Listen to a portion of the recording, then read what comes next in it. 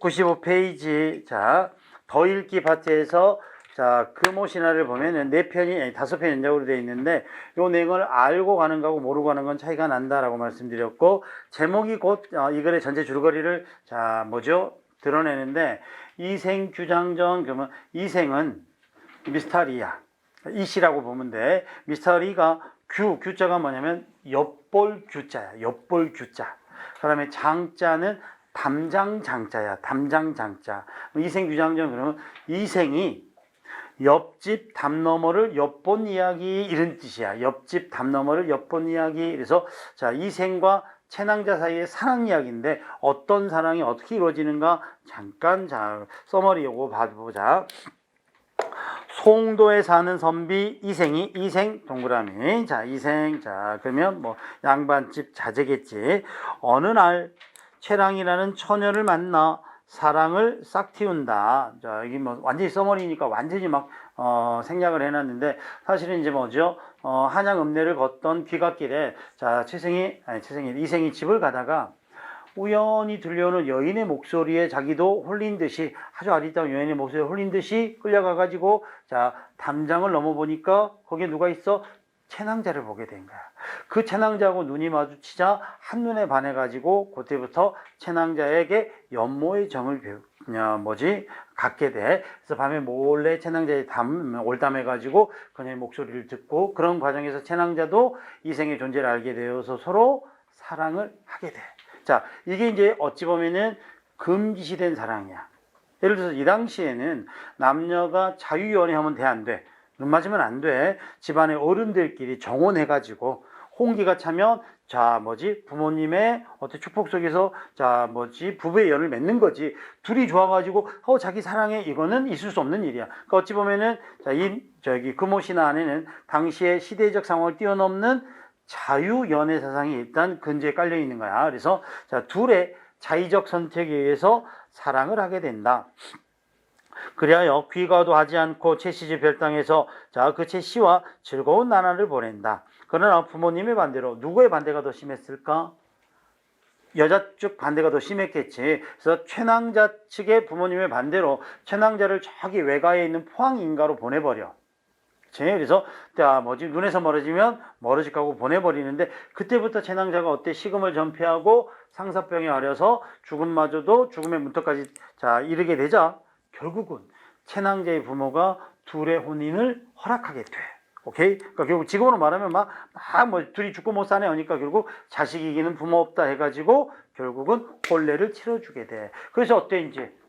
결혼해서 신혼의 단꿈에 빠져들겠지. 여기까지는 최낭자와 이생의 어때? 사랑이야. 오케이? 기막힌 러브스토리야. 그래서 그러나 부모님의 반대로 반대에도 불구하고 우여곡절 끝에 결혼해 몇 년 동안 행복하게 살았다. 이렇게 살았으면 그냥 로맨틱이고 그냥 어때? 아름다운 사랑으로 끝날 텐데 그들에게 이제 위기가 닥치네. 그 후 홍건적의 난이 일어나 피난한 가는 통에 가족은 모두 뿔뿔이 흩어지게 되었다. 그러니까 홍건적의 난에 가족들은 뿔뿔이 흩어지게 되고 이생과 채낭자도 흩어지게 되었어. 그런 과정에서 결국 아내는 죽임을 당하고 말았다. 그래서 쫓아낸 홍건적에게 정절을 지키기 위해서 스스로 자결을 하게 되고 목숨을 잃게 되는 결과에 빠지게 됩니다. 그 후 난이 평정되어 집으로 돌아온 이생은 가족의 생사를 몰라 상심하고 있는데, 난리통에 피난 갔다가, 흩어지고 난 뒤에 다시, 겨우겨우 생활에서 돌아왔지. 그래가지고 가족들의 소식을 궁금해하던 차에, 어디서 그의 앞에 죽은 아내가 환생하여 나타나 생시와 같이 수년 동안 즐겁게 살았다. 여기서 죽은 아내가 환생하여 죽은 아내와 사랑을 다시 이어가게 되었다. 이게 돼 있잖아. 이게 바로 뭐냐면 금호 신화가 가지고 있는 비현실성이야. 그렇지? 그러니까 망자와의 사랑 이야기지. 도깨비도 아니고 귀신과의 사랑 이야기 요게 되는 거야. 그래서 우리가 흔히 이런 소설을 시의 소설 이렇게 말하거든. 시라는 건 뭐냐면 주검 시자에다가 사랑했자. 주검과 시신과 사랑하는 이야기 요거야. 명언 소설이라고도 하고 저승의 사랑 이야기 요걸로도 말해. 그래서 다시 생시와 같이 자 수년 동안 살았다. 그래서 자 뭐 행불행이 계속해서 반복되고 있지. 자 그러던 어느 날 아내는 결국 자 이승에서의 이별을 고하고 사라진다. 자 뭐가 나오냐면은 이제 채랑이 저는 이제 어때 이승의 명부에 이름이 있어서 이제는 더 저승의 명부에 이름이 있어서 더는 이승에 머무르지 못하고 저승으로 가야 됩니다. 그래서 극구 이승이 만류하지. 조금만 더 있다가 그러면 나랑 같이 저승으로 가서 우리 저승의 명부 이름을 같이 올리서나 이렇게 자 뭐죠? 만류하는데 아내는 뭐라 그래? 자 그대는 뭐 당신은 이승에게 하는 말이지. 당신은 이승에서의 삶이 아직 남았으니 저승에 갈 수 없고 저는 저승의 명부에 이름이 올랐으니 이제는 저는 떠나야 할 시간이 되었답니다. 해가지고 결국은 이생과 채랑이 이별을 하게 돼. 그래서 이생은 아내 위원을 쫓아따라 양가 부모의 유고를 찾아서 후하게 장사를 지낸다. 그 이생도 오래 살지 못하고 병들어 죽고 말았다. 정말로 사랑했나 봐. 그래서 자 최낭자가 사라지자 병을 얻어서 죽고 말았다. 이웃들은 그들의 사랑과 절개를 칭찬에 마지 않았다고들 하더라. 그러니까 결국은 뭐냐면 이 노래는 단순하게 로맨틱한 자 죽음도 초월한 이생과 채랑의 사랑 이야기야. 판타스틱한 자 이런 이야기가 돼. 자 이런 거를 조금 알고 있다면 그 전체적으로 이생이 채랑자 만나가지고 결혼했다가 홍건정의 난으로 자 아내가 죽음을 자 맞게 되는데 그 죽음을 맞이했던 채랑자와 다시 만나서 자 삶을 연장하다가 결국은 이별하게 되어 이생도 생을 마감했다더라. 뭐 이런 내용만 알고 있어도 시험에 어느 부분이 나오면 어느 부분이구나 라는 걸 알 수가 있어. 자 그럼 앞 페이지로 넘어가 봐. 자 첫 번째 작품이니까 하나만 읽어보자. 저는 본디 양가의 딸로서 어릴 때부터 가정의 교훈을 받아 자수와 바느질에 힘썼고 자 여기서는 큰 따옴표가 돼 있지. 누구의 이야기일 것 같아? 양가의 딸로서 이거 나온 거 보니까 여자고요. 이 소설에서 여자라면은 최낭자일 수 있겠구나 이렇게 짐작해 볼 수 있겠지. 최낭자가 말이네.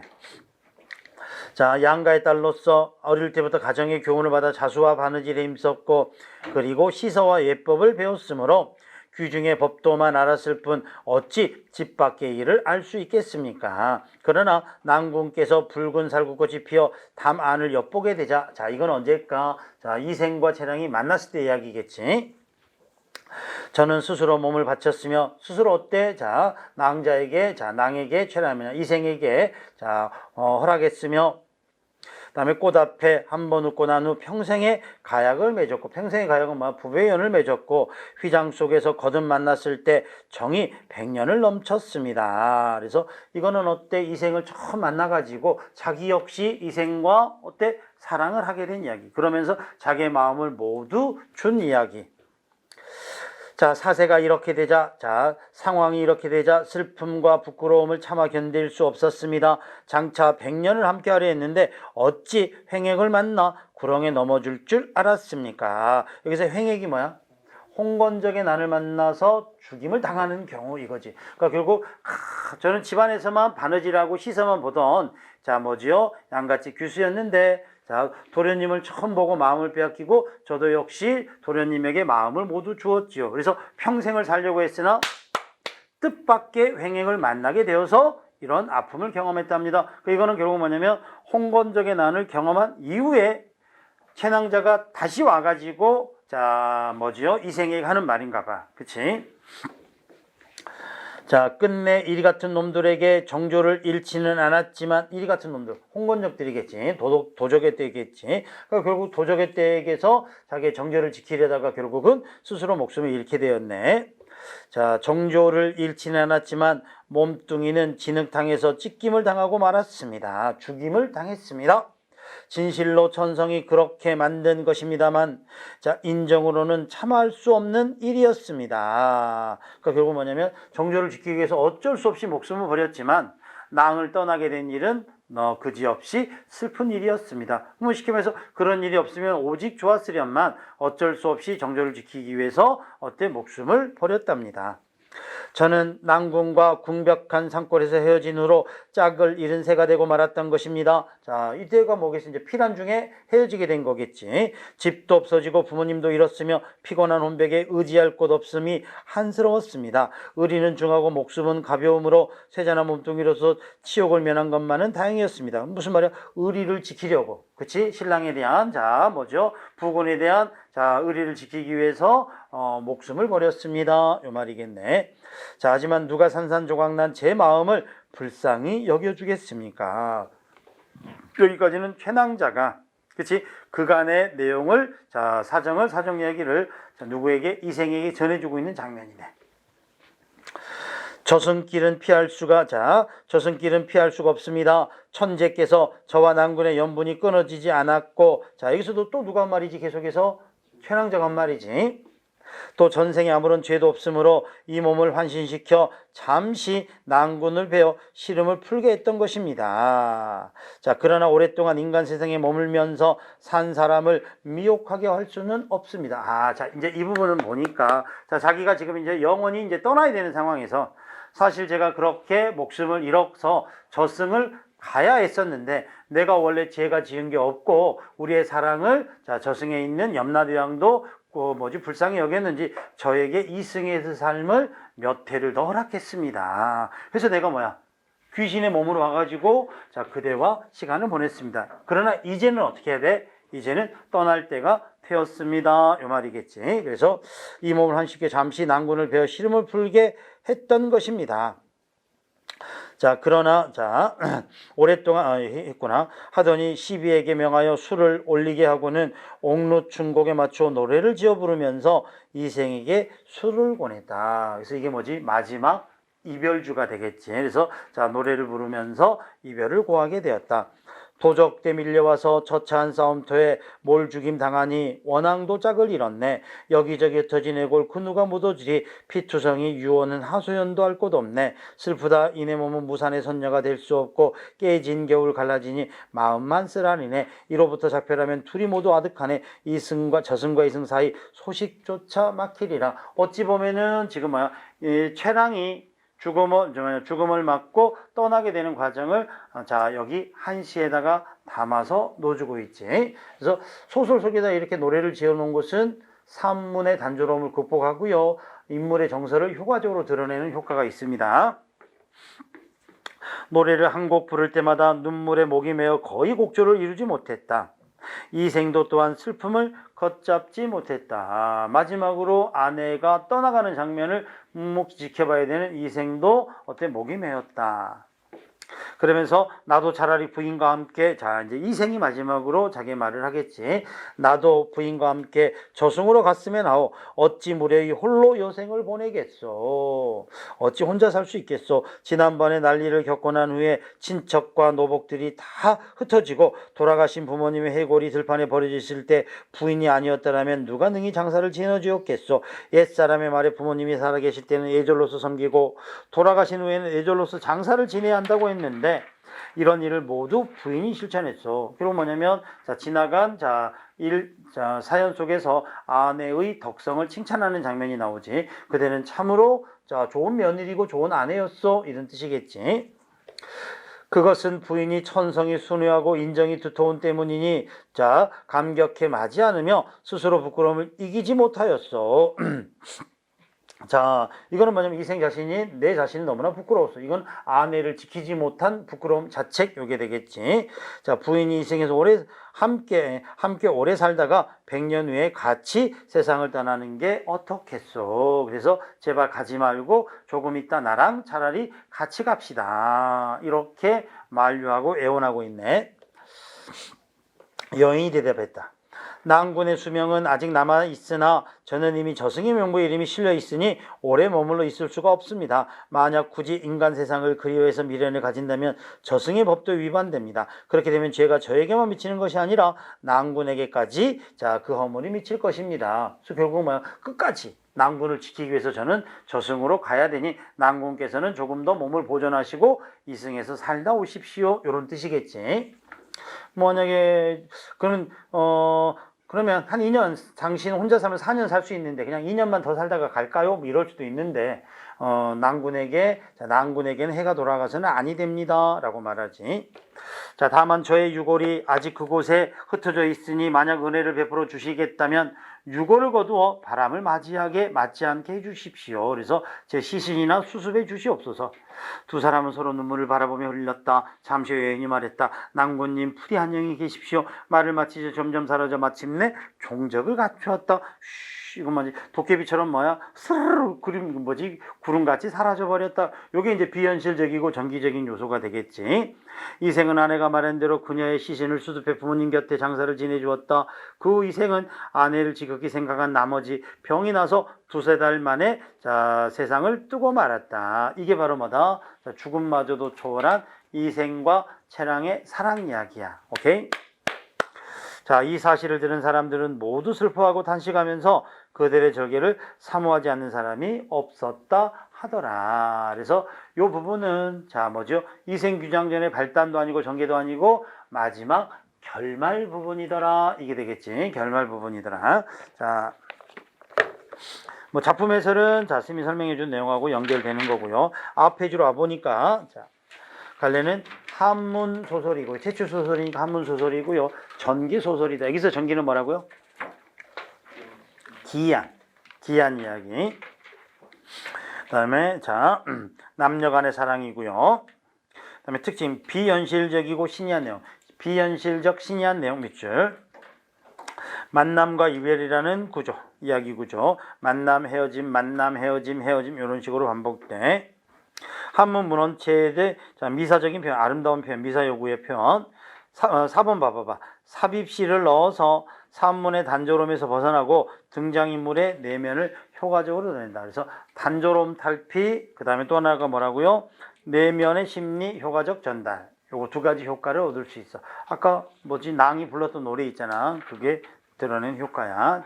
자, 뒷페이지 보면 문제가 나오는데 이 글에서 삽입된 노래가 주는 효과로 바르게 설명한 것은 무엇입니까? 이렇게 나왔지. 그래서 봐보자. 바르게 설명한 것, 노래가 주는 것.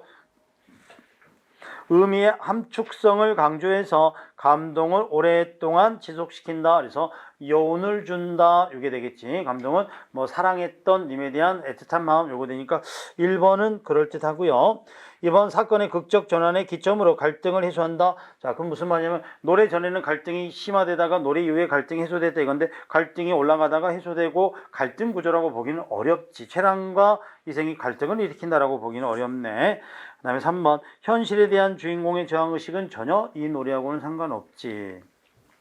인물의 심리 상태를 관념함으로써 박진감을 더해준다. 관념하기보다는 구체적으로 드러내면서 박진감은 뭐야? 서사의 흐름이 굉장히 빨라지는 거지. 템포가. 근데 이거는 빨라졌다기보다는 요약적이고 서정적이다라고 봐야지. 박진감하고도 상관이 없겠지. 박진감이면 암행어사 출도 장면이랄지 이런 것들이 박진감이 돼야지.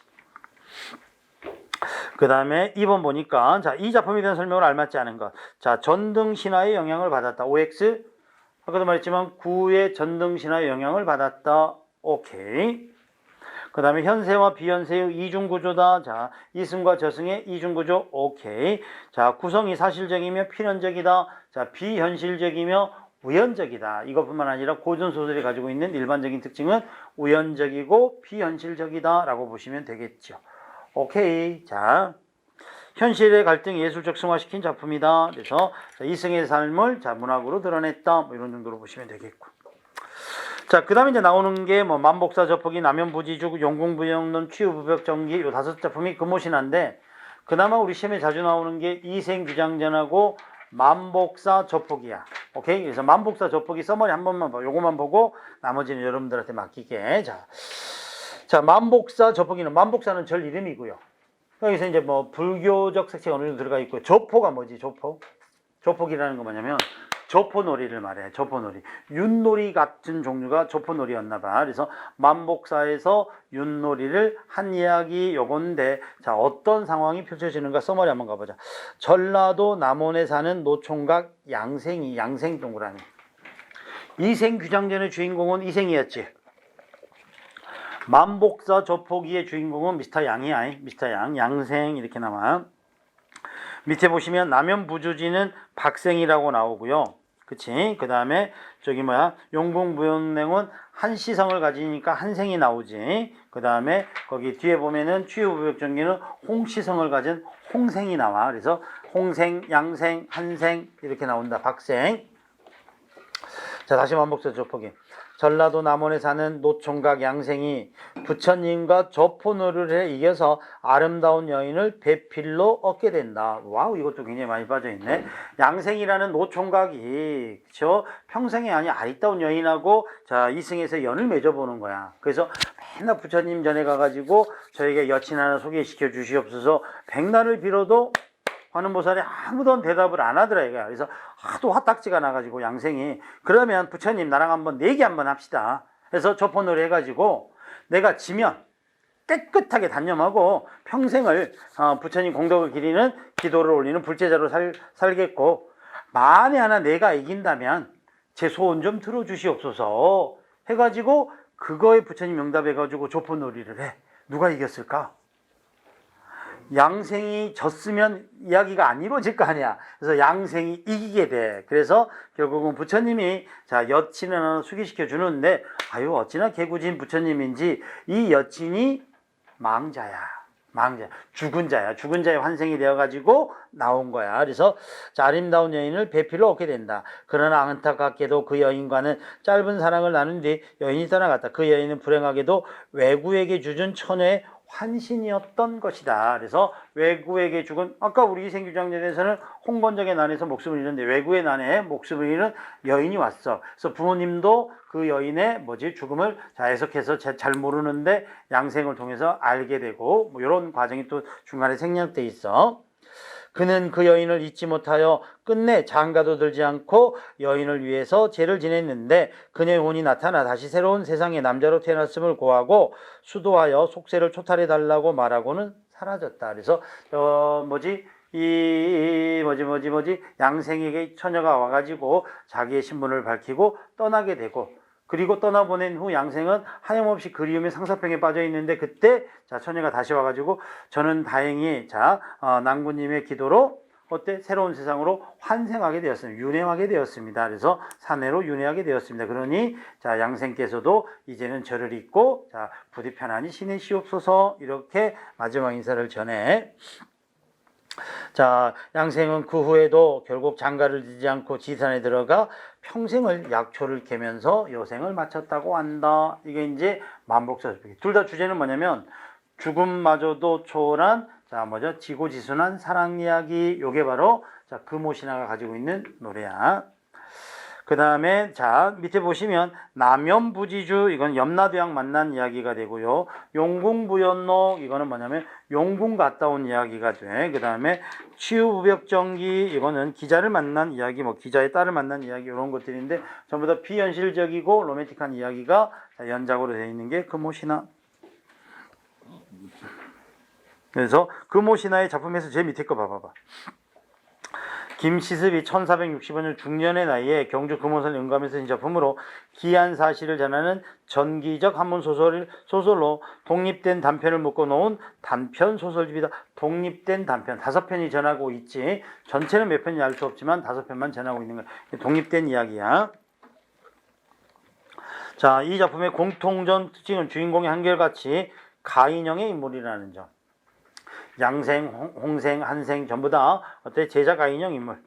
사물을 미화시켰다는 점, 초현실적인 기괴한 내용을 그린 정기적 요소라는 점, 명나라 구의 전등신의 영향을 받았다는 점, 하지만 향토적 주인공을 내세워 창작한 점이나 현실과 초월적 사랑 사이에 갈등과 개연성이 잘 나타나 있다는 점에서 모방 수준을 넘어서 독창성이 인정되고 있다. 그래서 전등신화를 많이 본땄는데 완전히 표절은 아니고 제2의 창작이다. 이런 정도로 오마주한 거지 표절은 아니야. 이런 식으로 말해주고 있지. 이 작품은 김시습이 처음 불허하고 기고했던 당시 사회상을 극명화시켜 주었다는 찬사를 받고 있다. 또한 소설의 발전 과정에서 이 작품이 차지하는 위치는 대단하다. 왜? 소설이 시작된 거잖아. 이 작품으로부터.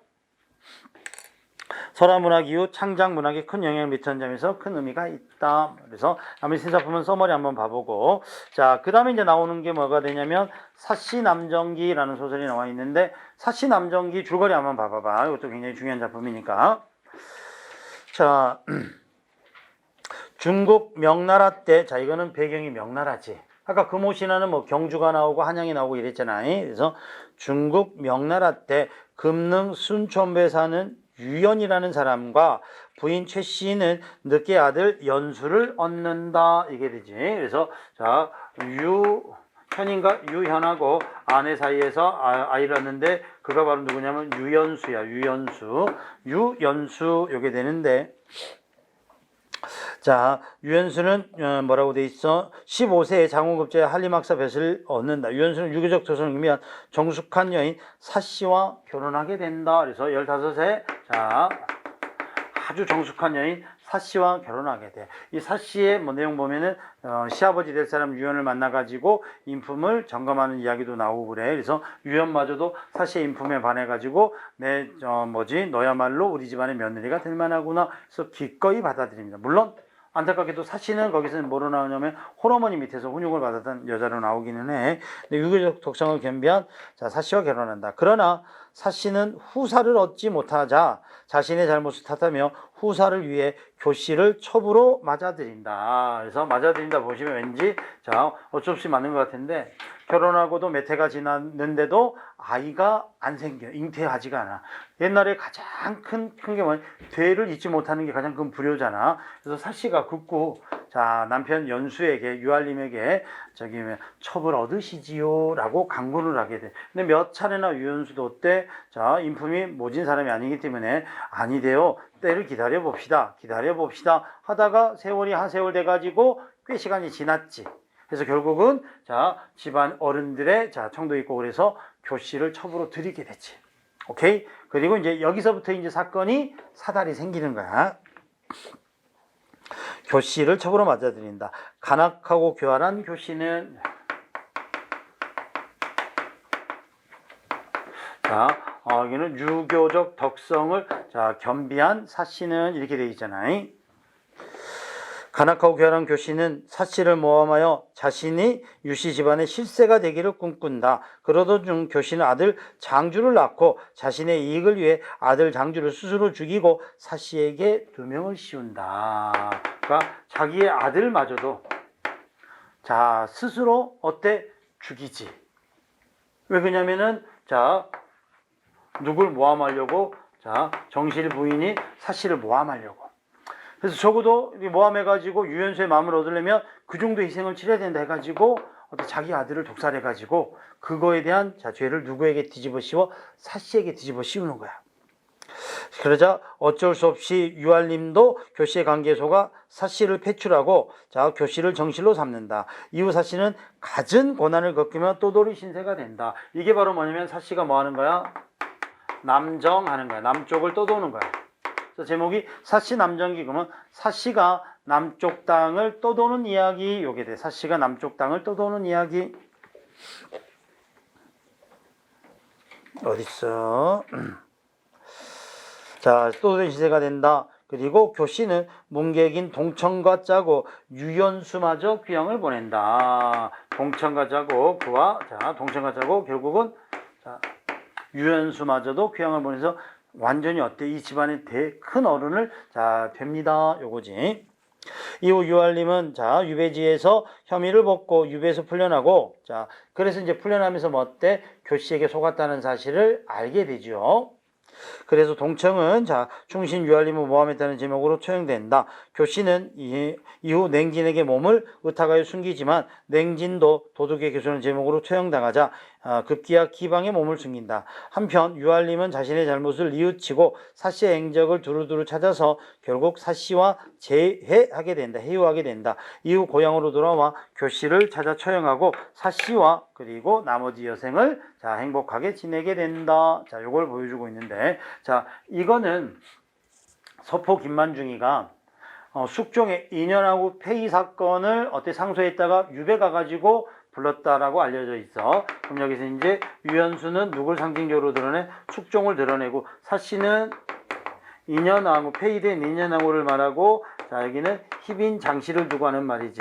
그래서 희빈장씨에서 인연왕후 폐위된 사건을, 그 재폐위된 사건을 자 풍간하기 위해서 이 작품을 지었다라고 전해지고 있어. 그래서 마지막 부분은 뭐야? 이 사씨가, 자, 덕성 있는 사씨가 교활한, 자, 뭐죠? 교씨에게 쫓겨났다 이 내용이니까, 자, 희빈장씨를 조심하십시오, 뭐 이런 의미로서 지어진 작품이겠지. 자, 요런 내용이다. 그래서 사씨남정기 요런 내용 하나만 보시고, 그 다음에 3번은 예덕선생전. 요거 하나만 하고 오늘은 마칠게. 예덕선생전.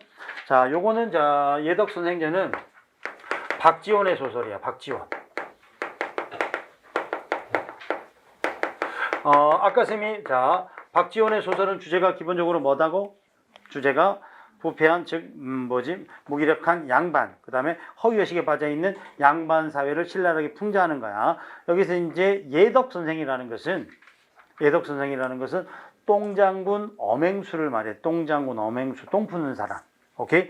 똥장군 엄행수를 말하는데, 성귤자라는, 자, 뭐죠? 저기, 제자들이 많은 선비가, 저기, 장안의 가장 천한 엄행수와 친구 먹어. 그러자, 자, 그 스승의 제자였던 자목이라는 아이가, 성귤자의 제자였던 자목이라는 아이가, 아니, 왜 저기 품격 떨어지게 스승님께서는 그런 똥장군하고 친구 먹습니까? 라고 묻자, 그거에 대해서 답을 하고 있는 게 바로 이 예덕선생전인데, 자, 줄거리 잠깐 봐봐. 줄거리. 선조 30년 청파사인 유영이, 뭐야, 운영전 읽고 있어. 아니야. 자, 700페이지 봐야 돼.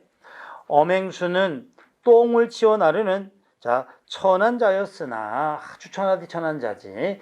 지금도 여러분들 거기 미화원들이 뭐 우리 정화조 청소하시잖아요. 뭐 그런 일 하시는 분이라고 보면 돼. 성귤자, 조선 후기에 저기 있었던 실학자. 그래서 박지원이가 실제로 이동무라는 사람을 모델로 삼아가지고 만든 노래라고 해. 작품이라고 해. 성귤자는, 자, 그런 천한 그의 엄행수에게 예덕이라는 호까지 지어주고, 깨끗한 선생이라는 뜻인데, 대접하며 친하게 지냈다. 예덕 선생은 동네를 돌아다니며 똥을 전하는 일에 종사하는 미천한 사람이었지. 사람들은 그를 엄행수라고 불렀는데, 엄은 그의 성씨이고 행수는 늙은 역부를 뜻하는 말이었다. 그러니까 늙은 종 정도가 되겠지. 천한 사람. 선귤자의 제자 자목은 스승이 사대부와 교회하지 않고 비천한 엄행수와 버타는 것에 노골적으로 불만을 표시한다. 그러자 선귤자는 이해로 사귀는 시교와 아첨으로 사귀는 명교, 시교, 세목, 면교, 세목. 이해관계를 따져서 사귀는 시교. 시교는 뭐야? 시장터에서. 즉, 자, 시정자표들이 하는 교우관계. 그 다음에 아첨으로 하는 명교, 얼굴을 보고 사귀는 면교. 이것들이 바로 뭐지? 사대부들의 친분이지. 사대부들의 사교야. 명교는 오래 갈 수 없다고 말하고, 마음으로 사귀고 덕을 버타는 도의의 교를 해야 한다고 설득한다.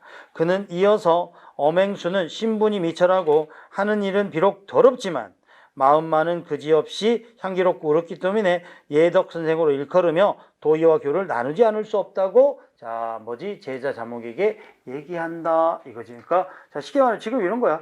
겉만 보고 그 사람을 평가해서는 안 되느니라. 그렇죠? 그 사람의 내면을 보고 그 사람에 대한 진실된 평가를 해야 되느니라. 이렇게 말해주고 있는 게 바로 뭐가 된다? 예덕선생전이야. 자, 내용 한번 읽어보자.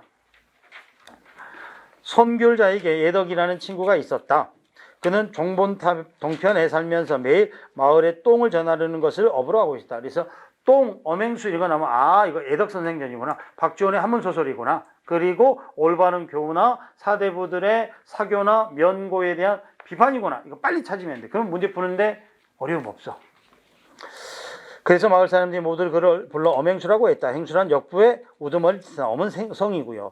그러자 자목이 성귤자에게 따지듯 물었다. 따져 묻는 거지. 그러니까 싫은 거야. 자목은 그런 똥쟁이랑 있는 게. 그러면 쉽게 말해서 자기랑 1대1로 있으면 자목은 자 엄행수를 아랫사람 대하듯이 할 수 있잖아. 근데 스승님이 사귀고 있으면 스승님 친구잖아. 그러니까 내가 대하기가 영 불편한 거지. 그래서 따지듯이 물었지. 전에 스승님께서는 친구란 함께 살지 않지만 처와 같고 동기는 아니지만 형제와 같다고 말하셨습니다. 그러니까 친구라는 것은 매우 중요한 존재다라고 말씀하셨습니다. 친구는 이처럼 준한 것 아닙니까? 세상에 이름 있는 사대부들이 선생님과 종류 사귀어서 아랫바람에 놀기를 청하는 분들이 많습니다. 선생님도 이런 분들과 사귀지 않고 왜 저 엄행수는 마을의 상놈이라 하루에 처한 역부로 치욕스러운 일을 하는 자 아닙니까? 그런데 선생님이 곧잘 이자를 덕을 칭찬하며 선생이라고까지 부르고 친교를 맺어 벗을 청하며 청하려고 하니 저희는 이것이 부끄러워 문화를 하직할까 합니다. 제자 못해 먹겠습니다. 이거지. 그러니까 스승님, 세상에 스승님과 친구를 삼으려는 사람이 줄을 섰는데 왜 스승님께서는 저렇게 천한 자를 벗하며 다른 사람들을 내치시면서 그렇게까지 천한 자를 벗하십니까? 계속해서 그 자를 벗하면 저 제자 그만두겠습니다. 이렇게 따지듯이 물은 거지. 누가? 자모기가. 성귤자는 웃으면서 말했다. 실제로 보면은 요 정도 분량이 다 안 나오겠지. 그러면 성귤자는 웃으면서 말했다. 여기가 주제의식이 들어가겠지. 그래서 요 문단이 시험에 나올 가능성이 가장 높지요. 봐보죠. 성귤자는 거기 앉아라. 내가 너에게 친구란 것에 대해서 이야기해주마.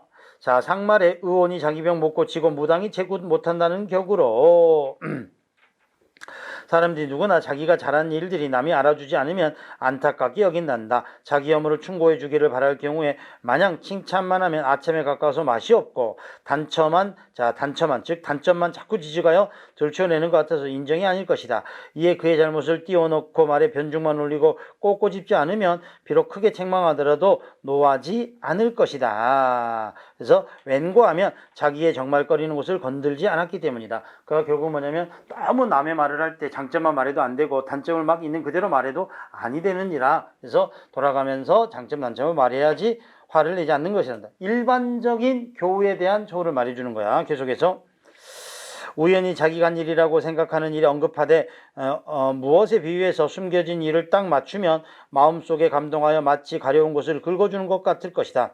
긁는데도 방도가 있으니 등을 만져주되 겨드랑이까지 닿아서는 안 되고 가슴을 쓰다듬어 주되 목에 침 놓여서는 아니 된 일이라. 그래서 결국 뭐냐면 경계를 잘 지키고 너무 언짢은 말을 직접적으로 해서는 아니 되느니라.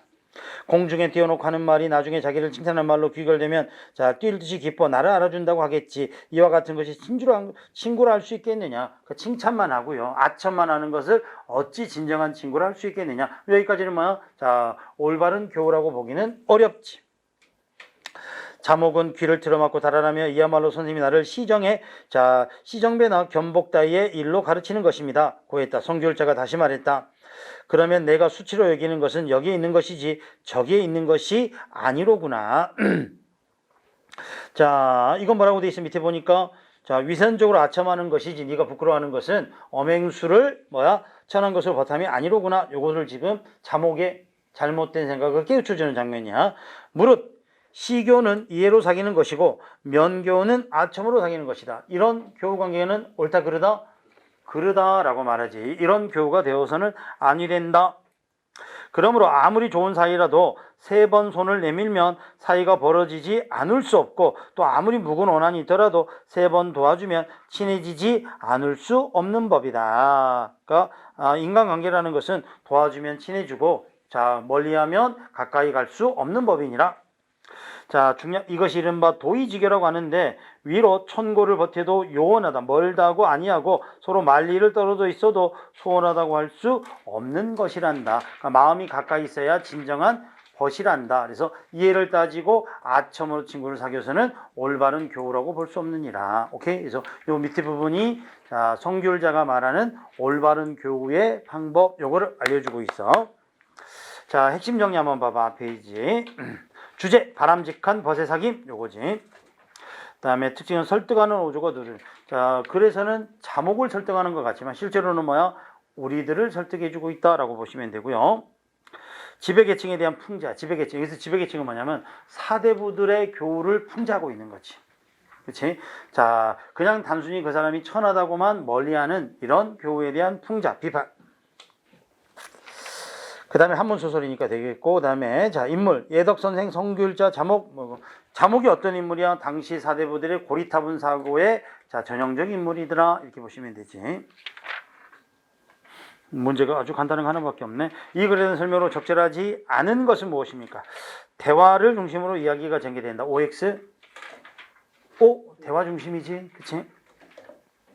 당시의 사회상을 우회적으로 비판한다. 그래서 교우 관계의 모습을 비판적으로 드러내. 가치관의 차이로 한 갈등. 자, 누구하고 누구의 가치관의 차이?